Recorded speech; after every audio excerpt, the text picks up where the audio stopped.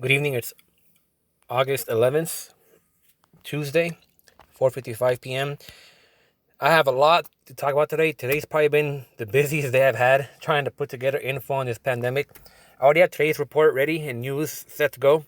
There's a lot we're gonna cover today. Once the worldometer resets, like in about an hour and a half or so. So I have to cut this into two videos. Today we're gonna look at David J. He has been talking about the virus since the beginning. Back in April 6th, he pretty much told us, how the virus functions for the most part. And Good afternoon.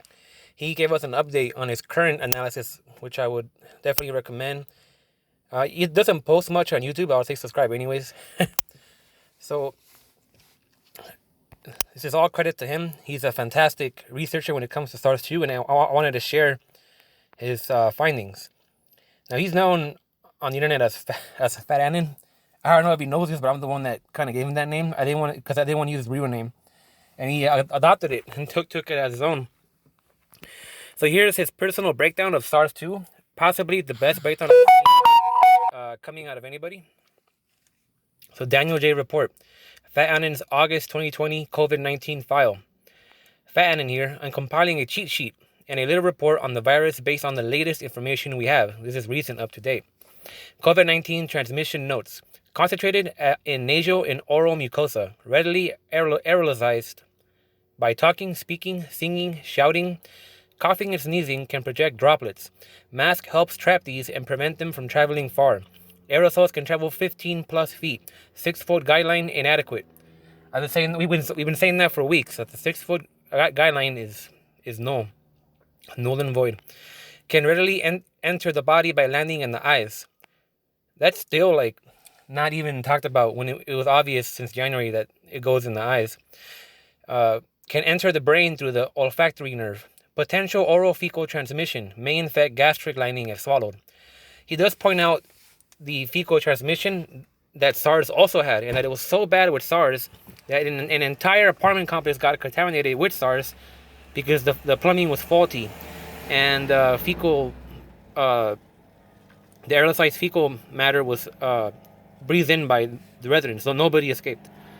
Services, which may infect gastric lining if swallowed. Yeah, that's another very, very big question people have. Can you consume SARS-2? Would the stomach acid kill it? It's been known to attack the gut. So we have to be careful with all these food processing plants that are being caught with outbreaks. We don't want to be eating food that's tainted with the virus. Surfaces may harbor the virus for about 2 to 3 hours. Tests indicating surface survival longer than this are synthetic and involve huge amounts of live virus, well beyond the amount expelled by a person. So I never looked at it that way before. It's interesting. Fomite to face transmission, possible, but not likely due to the main form of transmission. COVID-19 PPE,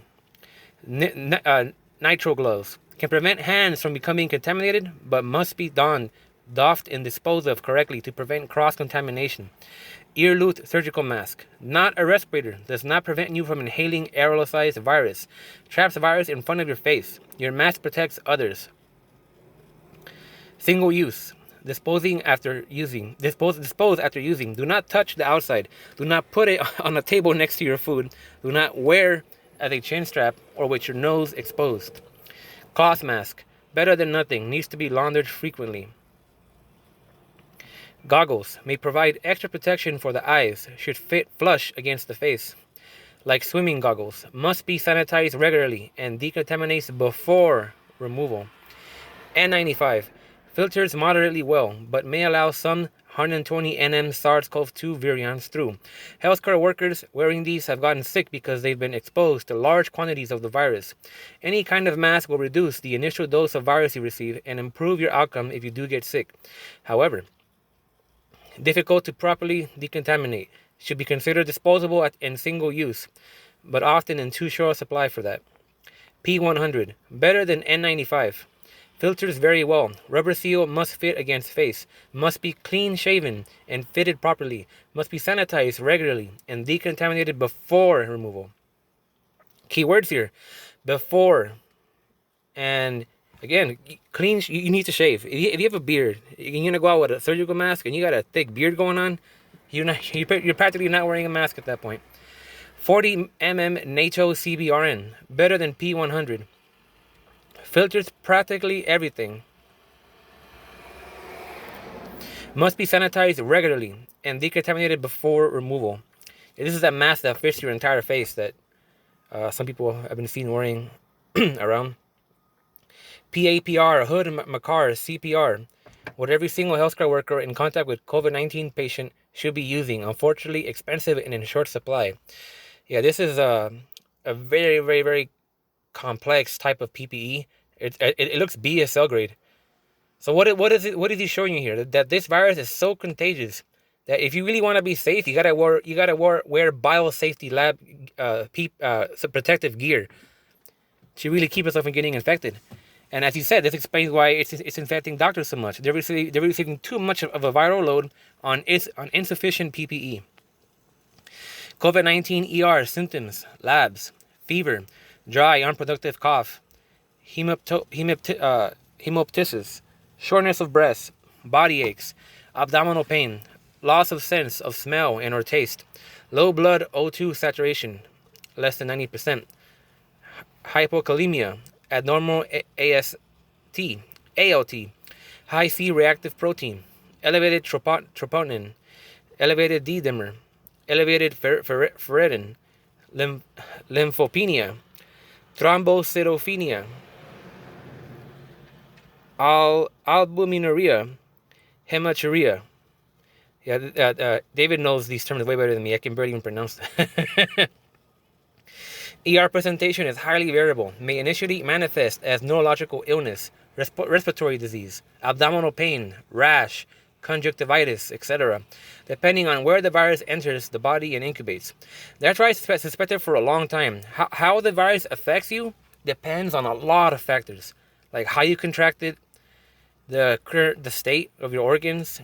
You could be old but be healthier on the inside than someone who's young who have been smoking or abusing alcohol.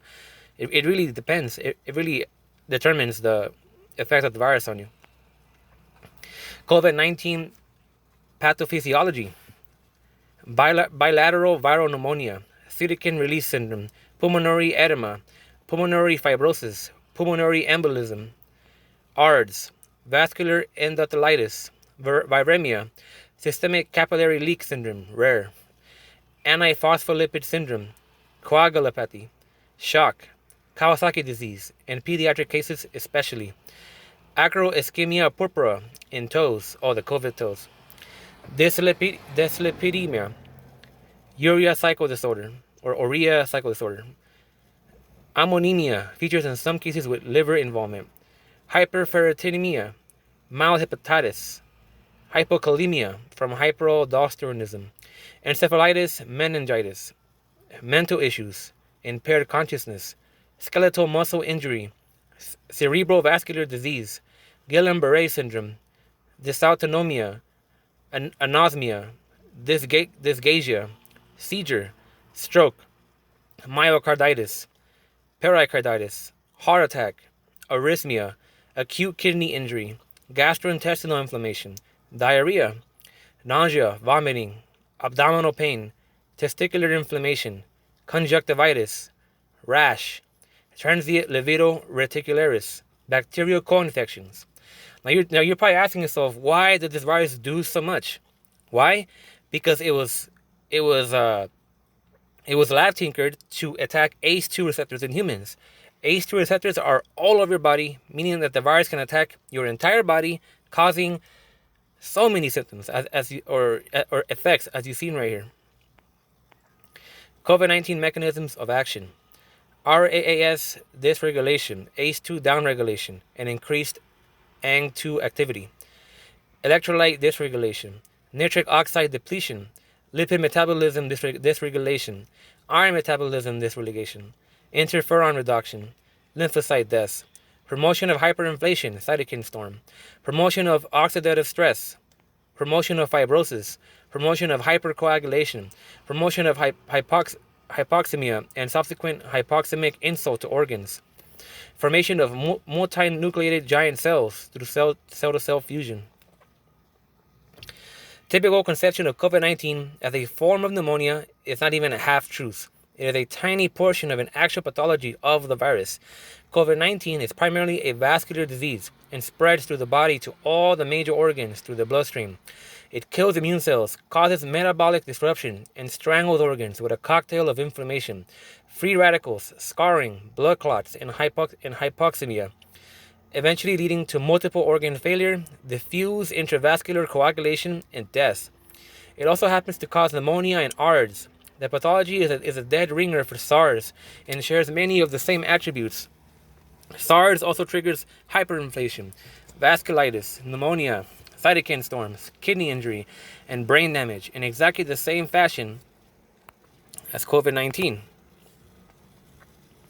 One of the primary sites of infection in the body is the endothelial lining of blood vessels. COVID-19 causes endothelitis, opening up gaps in the endothelium and triggering clotting, increasing vascular permeability, and allowing capillaries to leak into the alveoli.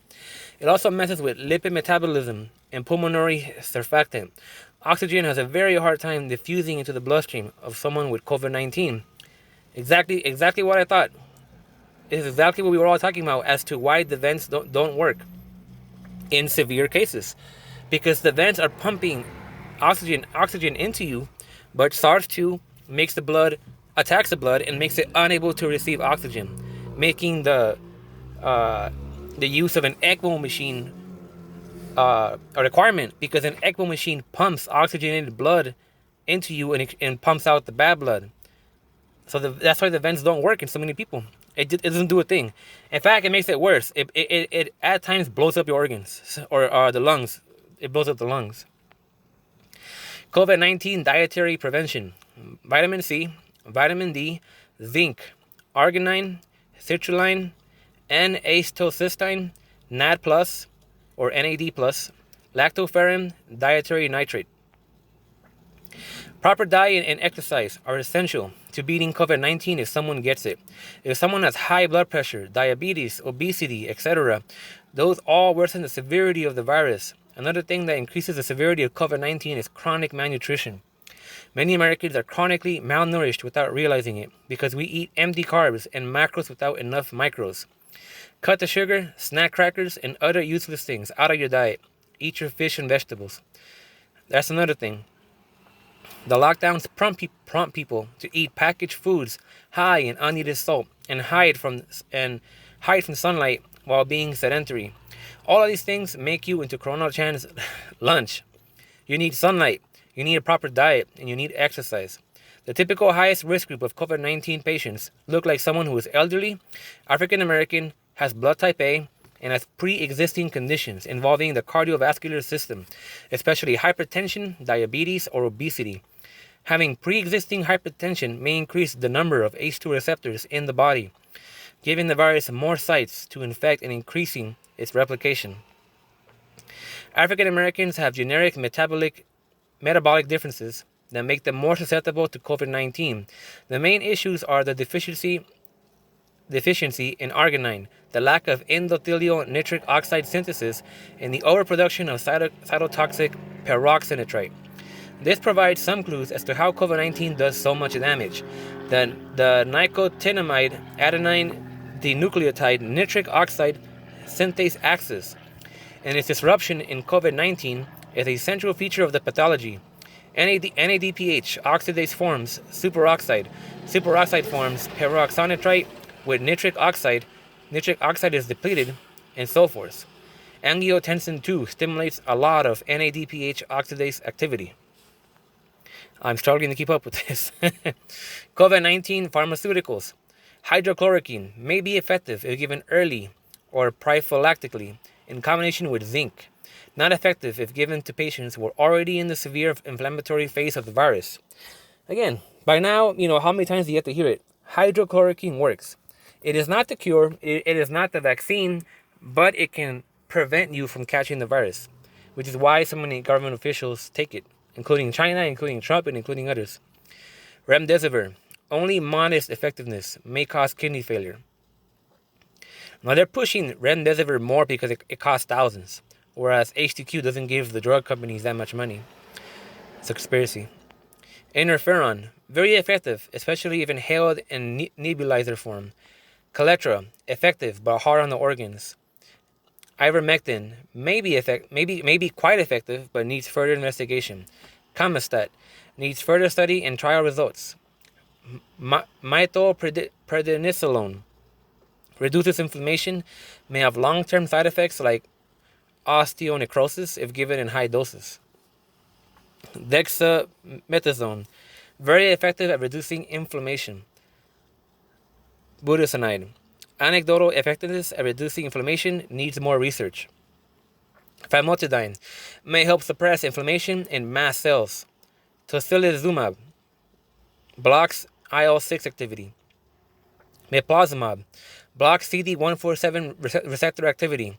Sardines, there is a worry that they may promote ACE2 activity and lead to severe hypotension, but blockading AT1 receptors may cut down inflammation. Could be useful, especially in patients with pre-existing hypertension. Azithromycin may help with bacterial co-infections. Inhaled nitric oxide may have antiviral effects and improve patient respiration. Hyperbaric oxygen therapy promotes nitric oxide formation in the body. Could be highly beneficial. COVID-19 unanswered questions. This is the last part. So don't let go. Keep hanging on. If excess pyrozinitrite forms, there's a breakdown tetrahydrobiopterin. This COVID-19 cause phenylketonuria. Can sapropterin help? Typically, PKU is suspected if patients have a musty ketone smell or if it's caught in a lab screening. However, doctors aren't looking for it in patients' labs. Doctors aren't actively smelling patients. They're wearing masks that block some odor, if present. And, in any case, the virus itself causes anosmia, so if a healthcare worker gets sick, they may not be able to smell anything at all. Very convenient for the CCP virus. Does the interruption of nitric oxide signaling functions in the body lead to iron metabolism disruption? Iron regulatory factor depends on nitric oxide to function correctly. There is a scholarly work entitled Progress in Iron Research that details the interactions between NO signaling and iron metabolism. Excess free iron in the body can be very damaging. I am just impressed, very impressed at this rundown by David J. If you want someone to learn about what this does, what it's capable of, up to the most recent understanding, share this with them. Give this to them. This will give you all you want to know. Now, Daniel himself is pretty. David himself is pretty hard to get a hold of. But he posts here and there throughout the internet. There are times when I bump into him. We're always looking forward to see what he's gonna reveal next. So if you've been here, that was almost 20 minutes. Huge breakdown, just essential information for anybody who wants to know about SARS-2. But that's all I have. Later on today, I'll be uploading today's report on SARS-2. We got a lot to talk about, such as the contradiction between Russia's vaccine, the coming food shortages is getting worse, some latest news, and talk about the numbers. So I'll see you in a few hours, and thank you for listening.